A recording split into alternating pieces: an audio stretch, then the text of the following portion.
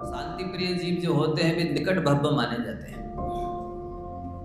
जिसको जितनी ज्यादा शांति प्रिय लगती है समझ लीजिए कि वो उतना ज्यादा निकट भव्य है। मन से शांत है, वचन से शांत है, काय से शांत है। वे जन्म से ही शांत रहे और उनकी प्रतिभा को, उनकी योग्यता को आचार्य भगवंत विद्यासागर जी महाराज ने देख लिया था, परख लिया था और उन्होंने इसलिए उन्हें प्रथम मुनि दीक्षा दी। जिस समय उन्होंने मुनि दीक्षा दी थी उसी समय उन्होंने उन्हें गुरु बना लिया था। शिष्य क्या बनाया था, गुरु ही बना लिया था। उसी समय उन्होंने अपने मन में विचार कर लिया था कि मैं अपना पद, मैं अपना उत्तरदायित्व, मैं अपना जो कर्तव्य है इनको सौंप दूंगा।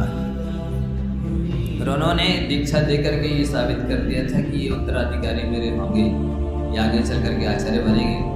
लगभग 10 साल पहले की बात होगी। हम लोग आचार्य भगवान कुंडलपुर में विराजमान थे। उस समय हम लोग ब्रह्मचार्य अवस्था में थे। दीक्षा के 10 साल पहले की बात है। सहज भाव में ऐसे कह दिया कि आचार्य शमन साहब जी महाराज जी उस समय मुनि अवस्था में थे। तो आगे चल करके वहाँ सारा कोई प्रोग्राम चल रहा था। जब आप आचार्य बनेंगे तो आपके सानिध्य में भी इसी तरह के प्रोग्राम होंगे। तो उन्होंने कहा नहीं, नवाड़ा मुकर पढ़ो, आज के बाद कभी नहीं कहना कि मैं आचार्य बनूंगा। मतलब उन्होंने नवाड़ा मुकार पढ़वाया और कहा आज से कभी नहीं कहना कि मैं आचार्य बनूंगा, मुझे साधु ही बना रहना। वस्तुतः वो बाहर से ही भीमान थे और अंदर से भी मान थे। बाहर से भी विरक्त थे, अंदर से भी विरक्त थे। और जैसा कि कहा है विषया शापसाती तो तेरा नाम ज्ञान ध्यान तपोरत्न तपस्वी विषयों की आशा से अतीत होते हैं, आरंपरिक से रहित होते हैं और ज्ञान ध्यान तप में लीन रहते हैं, वो साधु होते हैं। ऐसा लगता है कि आचार्यों ने उनको देख कर के गुरु की परिभाषा बनाई। उनकी चर्या मतलब मुनि पद, ऐसा लगता है कि जैसे ऐसे ही साधु को देख करके साधु आचार्यों ने लिखा हो कि ऐसे साधु होना चाहिए। तो उन्होंने अपने जीवन में ज्ञान ध्यान किया, संसार शरीर भोगों से विरक्त रहे और उनका कहना रहता था कि वस्तुतः तन से ज्यादा, तन की पवित्रता से ज्यादा मोक्ष मार्ग में मन की पवित्रता। पवित्र मन ही तीर्थ है। वातावरण के जहर से भी ज्यादा खतरनाक है मन का जहर होना, जहरीला मन का होना। यदि पवित्र मन होता है तो हर चेहरे पर अपना ही चित्र होता है।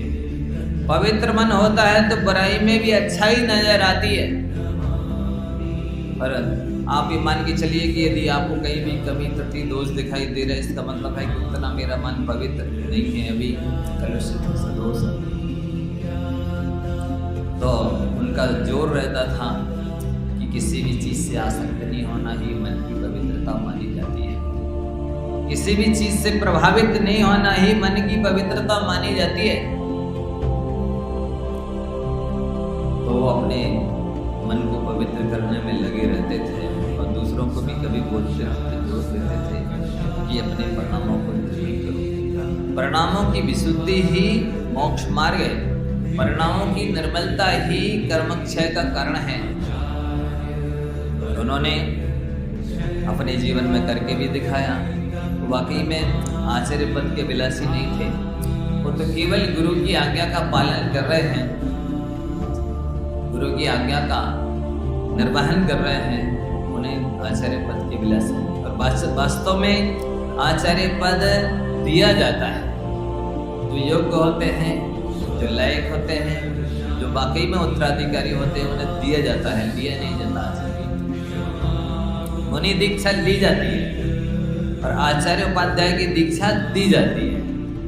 तो वो उन्हें दिया गया है, उन्होंने लिया नहीं है। वो कह रहे थे 10-5 साल हैं जो मुझे उत्तरदायित्व का पालन करना है, वस्तुतः तो मुझे अपनी समाधि भी करनी है।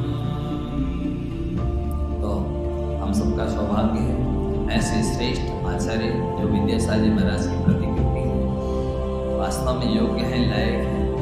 और हम हम लोगों को भी काफ़ी उन्होंने वात्सल्य दिया है, मार्गदर्शन दिया, शिक्षा दीक्षा दी, मतलब जो भी संभव है उनके अधिकार में उन्होंने हमको दिया।